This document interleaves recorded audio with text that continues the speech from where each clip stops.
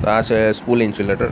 આ ઇન્સ્યુલેટરનો ઉપયોગ જે આપણે ઘરની જે સર્વિસ લાઇન આવે છે એમાં આ ગરગડી ટાઈપ હોય છે અને બનેલું હોય છે, પ્લાસ્ટિકનું બનેલું હોય. સ્ટ્રેન ટાઈપ ઇન્સ્યુલેટર જે ડીપી કે પછી જે મોટો ટાવર હોય ત્યાં કંડક્ટરને ખેંચી રાખે છે.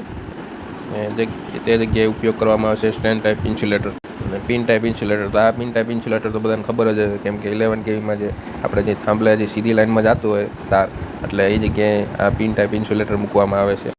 અને સસ્પેન્શન ટાઈપ ઇન્સ્યુલેટર, આ ઇન્સ્યુલેટરનો ઉપયોગ ટેકાવામાં થાય છે તાર.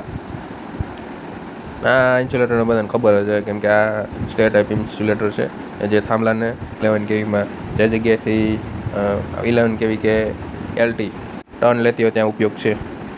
ડિસ્ક ઇન્સ્યુલેટર, આ ઇન્સ્યુલેટરનો ઉપયોગ મોટા ભાગે મોટી લાઇનમાં ઉપયોગ કરવામાં આવે છે, જે 33 kVથી ઉપરની લાઇન હોય ને તેમાં.